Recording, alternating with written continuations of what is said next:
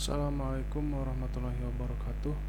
Perkenalkan, nama saya Indra Kurniawan dengan NIM 240401020222 dari Prodi PJJ S1 Informatika. Di sini saya akan mempresentasikan hasil UTS saya di mata kuliah Jaringan Wireless dan Mobile yang diampu oleh Bapak Dr. Ucuk Darussalam, ST, MT.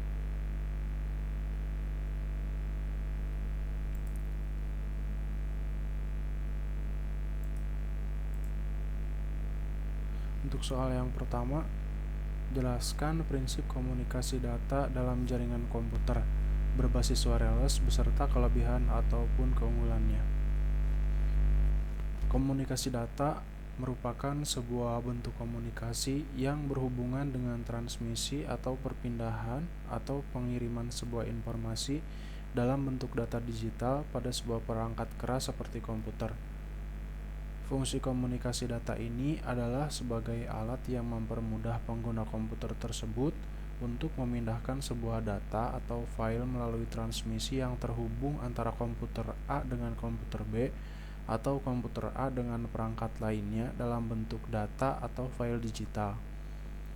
Proses yang dilakukan sebagai bagian dari komunikasi data ini akan berlangsung dengan baik ketika acuan dan cara kerjanya juga mengikuti aturan-aturan yang sudah ditetapkan oleh negara ataupun badan internasional yang berwenang.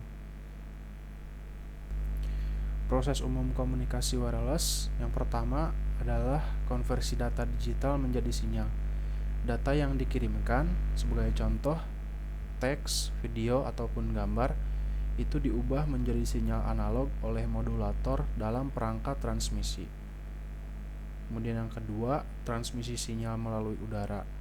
Sinyal dikirim melalui udara menggunakan gelombang radio pada frekuensi tertentu, misalnya 2.4 GHz atau 5 GHz untuk Wi-Fi. Kemudian yang ketiga adalah terima di perangkat tujuan. Perangkat penerima menangkap sinyal menggunakan antena dan mengubahnya kembali menjadi data digital melalui proses demodulasi.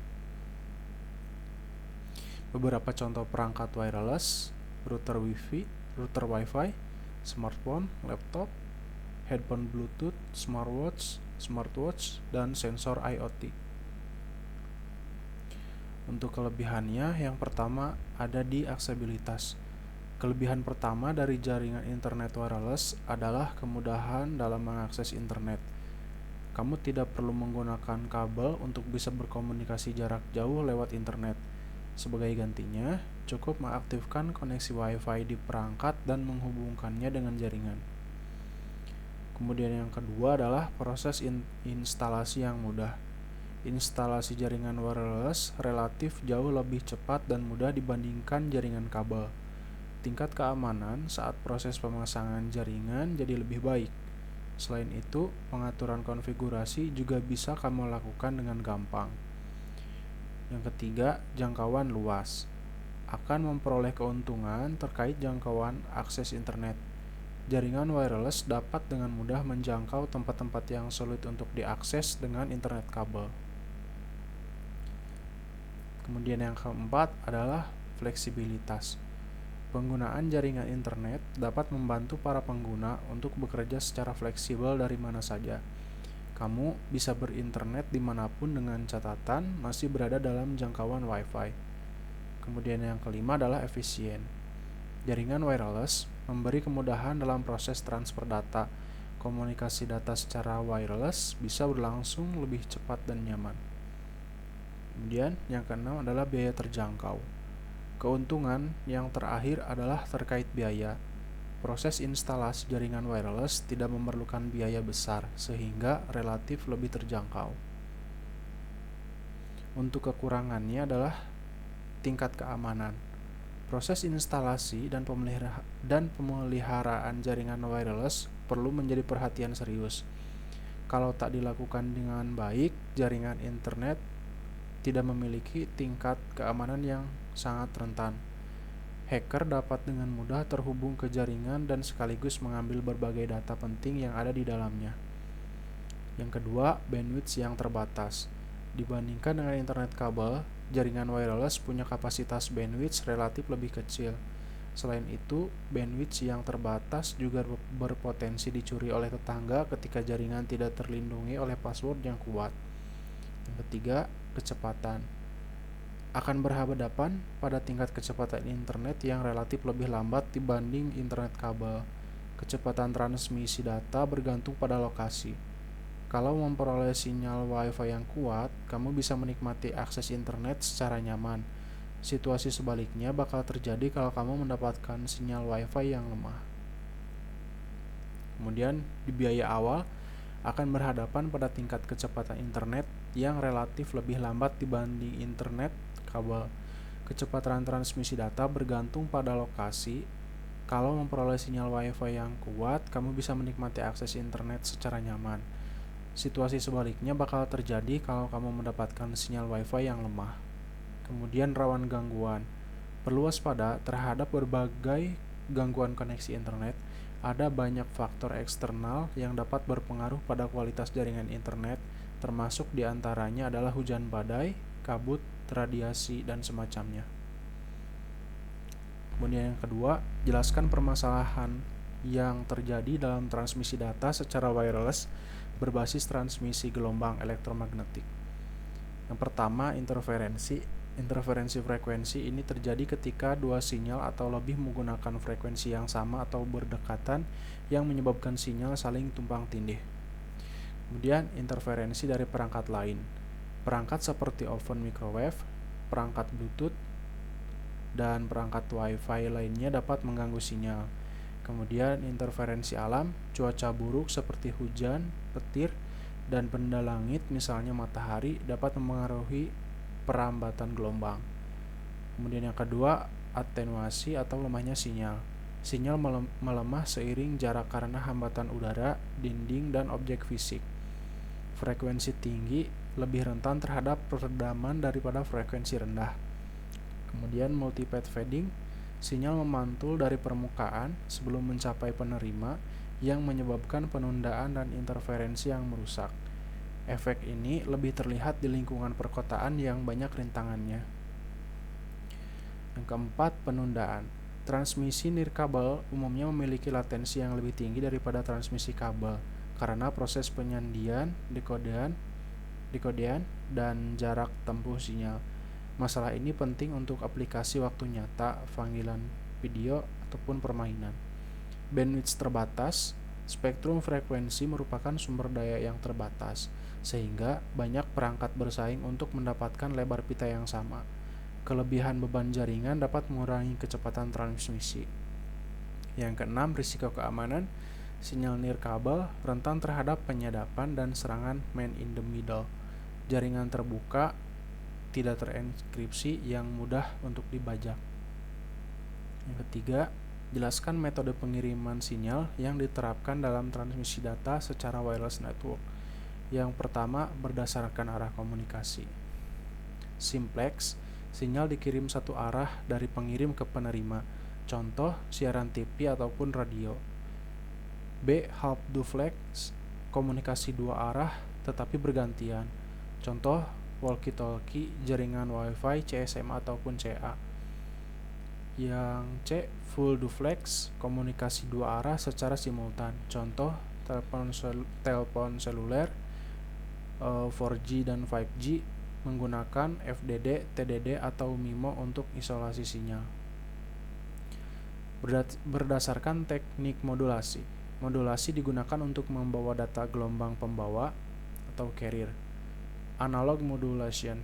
AM, data dikodekan dalam amplitude sinyal. FM, data dikodekan dalam frekuensi. PM, data dikodekan dalam fase gelombang. Kemudian digital modulation. ASK, amplitude diubah mempresentasikan bit. FSK, frekuensi diubah. PSK, fase diubah. QAM, kombinasi amplitude dan fase. Berdasarkan metode akses jaringan multiple access. Teknik untuk membagi sumber daya jaringan antar perangkat. FDMA Setiap pengguna dapat frekuensi berbeda, contoh seperti siaran radio analog. Kemudian B, TDMA, pengguna bergantian mengirim data time slot berbeda. Kemudian C, CDMA, semua pengguna menggunakan frekuensi sama tetapi dengan kode unik. Kemudian D, OFDMA, membagi kanal menjadi subcarrier ortogonal untuk efisiensi. Berdasarkan topologi jaringan. A, point to point, komunikasi langsung antara dua perangkat, contoh microwave link. Kemudian B, point to multipoint, satu pengirim ke banyak penerima, contoh Wi-Fi access point. Kemudian C, mesh network, setiap perangkat menjadi repeater untuk perluasan jangkauan. Kemudian yang keempat, jelaskan apa yang dimaksud parameter signal to noise ratio atau SNR. SNR adalah perbandingan antara sinyal informasi dengan derau yang terdapat pada sebuah media transmisi. Semakin tinggi nilai SNR, semakin baik kualitas sinyal informasi yang melewati media. Dalam penelitian SNR diukur dengan membandingkan energi sinyal berderau dan sinyal hasil denoising, di mana masing-masing sinyal dibandingkan dengan energi dari sinyal informasi. Sinyal hasil denoising didapat dengan metode wavelet melalui proses pemisahan komponen sinyal derau dan threshold pada hasil iterasi. Untuk komponen utama sinyal, komponen yang membawa informasi ataupun data. Noise, gangguan yang berasal dari berbagai sumber, contohnya seperti noise thermal, kemudian interferensi perangkat lain, kemudian gangguan atmosfer, dan noise elektronik dalam perangkat. Untuk satuan pengukuran SNR dapat dinyatakan dalam dua bentuk. Yang pertama, rasio linear, dan yang kedua, desibel. Untuk interpretasi nilai SNR, jika nilai SNR di bawah 10, maka kualitas sangat buruk. Dampak yang diterima adalah komunikasi hampir tidak mungkin.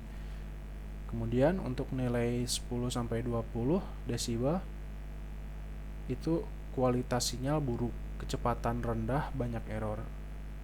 Kemudian nilai 20-30 kualitas sinyal baik, dampak pada performa, cocok untuk aplikasi umum.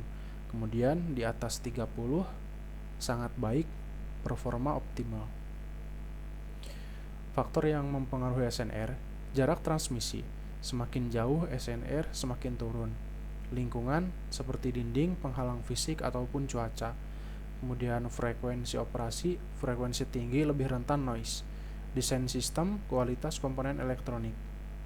Pentingnya SNR, menentukan kapasitas channel, mempengaruhi kecepatan transmisi data, menentukan kualitas layanan, dan juga dasar untuk desain sistem komunikasi. Kemudian cara untuk meningkatkan SNR, meningkatkan daya sinyal, mengurangi noise, menggunakan teknik modulasi yang sesuai, pemilihan frekuensi optimal, penggunaan antena direksional. Kemudian untuk aplikasi praktis, sistem telekomunikasi seperti Wi-Fi dan seluler, audio processing, instrumentasi medis, dan sistem radar dan sonar. Kemudian jelaskan metode akses jaringan secara uplink dari user ke downlink dari server dalam skema wireless network. Dalam jaringan nirkabel, komunikasi antara perangkat pengguna dan server atau base station terjadi melalui dua arah utama. Yang pertama uplink, transmisi data dari perangkat pengguna ke server atau base station. Kemudian yang kedua adalah downlink, transmisi data dari server atau base station ke perangkat pengguna. Metode akses untuk uplink. Banyak perangkat bersaing untuk mengakses channel yang sama. Contoh, CSMA digunakan di Wi-Fi. Perangkat mendeteksi channel sebelum mengirim, kemudian jika channel sibuk menunggu waktu acak atau random backoff. Kemudian yang kedua adalah slotted aloha. Waktu transmisi dibagi menjadi slot, perangkat mengirim data di slot tertentu dengan risiko tabrakan. Kemudian B, schedule access. Prinsip, base station mengalokasikan sumber daya secara terpusat. Contoh TDMA, setiap perangkat diberi waktu slot, khusus untuk uplink, digunakan di GSM. Kemudian SCFDMA, variasi OFDMA yang lebih hemat daya, digunakan untuk uplink LTE dan 4G, 5G, 4G. Green Based Access atau 5G, perangkat meminta izin scheduling request sebelum mengirim data. Base station memberikan grant berupa alokasi resource block. Kemudian untuk NOMA, prinsip beberapa perangkat mengirim data secara bersamaan di frekuensi yang sama dengan power domain multiplexing. Contoh seperti SCMA digunakan di 5G untuk meningkatkan kapasitas uplink. Kemudian yang kedua, metode akses untuk downlink, server ke user. Teknik akses downlink umumnya lebih terorganisir karena dikontrol penuh oleh base station. Orthogonal Access Method (OFDMA) dipakai di Wi-Fi 6, LTE, dan 5G. Membagi bandwidth menjadi subcarrier ortogonal yang dialokasikan ke multiple user. TDMA, base station mengirim data ke user dalam time slot bergiliran. Broadcast multicast, prinsip base station mengirim data ke semua multiple user sekaligus. Contoh PMCH dan MBSFN. Kemudian C, beamforming dan massive MIMO. Prinsip menggunakan multiple antena untuk mengarahkan sinyal ke user spesifik. Contoh 5G-NR menggunakan beamforming dinamis untuk efisiensi spektral. Cukup sekian dari saya. Wassalamualaikum warahmatullahi wabarakatuh.